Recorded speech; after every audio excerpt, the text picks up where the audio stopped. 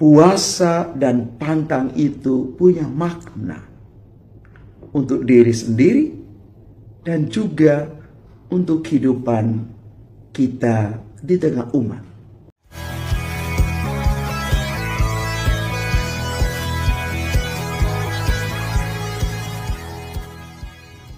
Salam Bapak Ibu, Saudara dan Saudari, sahabat-sahabat garam dunia yang terkasih. Injil Matius bab 9 ayat 14 sampai dengan 15 menceritakan tentang Yesus yang berbicara dengan para muridnya tentang puasa. Murid-murid Yohanes Pembaptis dan orang-orang Farisi berpuasa, tetapi murid-murid Yesus tidak berpuasa. Yesus menjelaskan bahwa para muridnya tidak perlu berpuasa karena mereka sedang bersama dengan pengantin pria. Pengantin pria di dalam diri Yesus sendiri.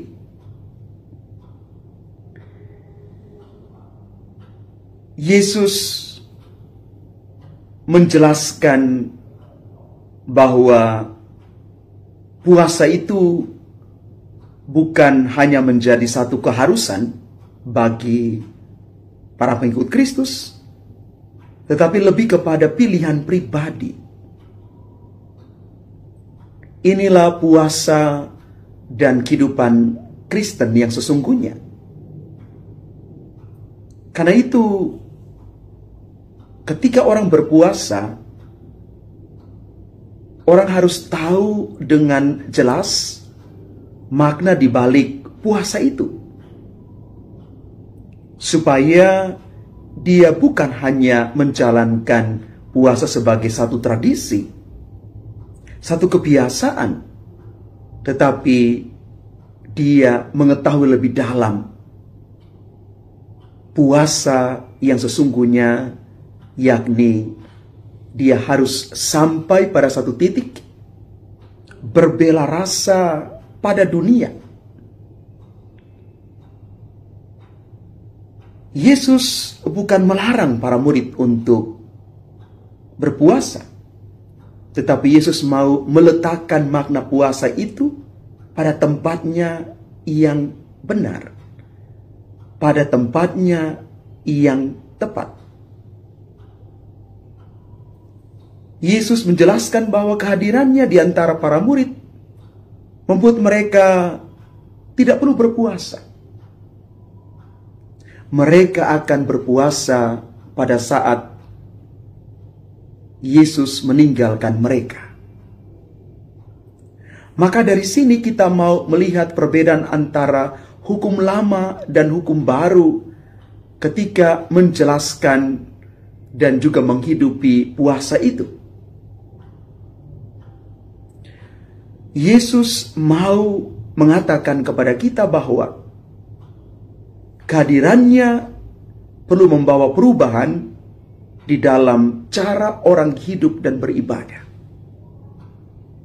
Maka puasa itu bukan soal makan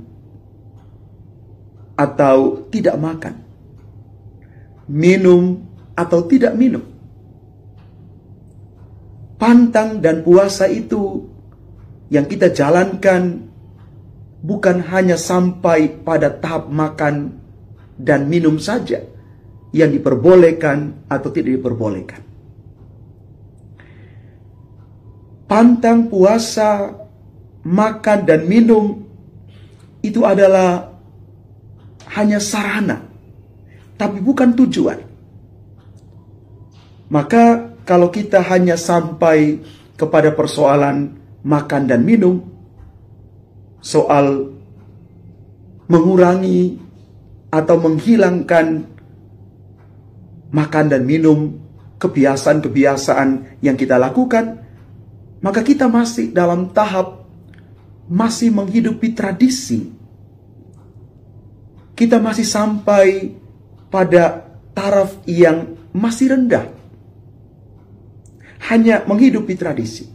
Tetapi berpuasa yang sesungguhnya adalah ketika kita sungguh-sungguh secara pribadi menghidupi satu perubahan hidup yang betul-betul mengarahkan kita kepada kebaikan. Puasa dan pantang tujuan tertingginya adalah kita boleh mengalami pertobatan batin. Kita boleh mengalami perubahan hidup. Dengan kita berpuasa, mengurangi makan dan minum, kita boleh berbela rasa dengan orang yang mungkin hari-hari ini kelaparan, orang yang miskin, orang yang sakit, mereka yang tidak bisa mendapatkan makanan. Inilah tujuan bagaimana kita membentuk dalam diri kita satu keyakinan, satu pola hidup yang bersolidar dengan orang lain. Maka dengan demikian, puasa dan pantang itu punya makna untuk diri sendiri dan juga untuk kehidupan kita di tengah umat.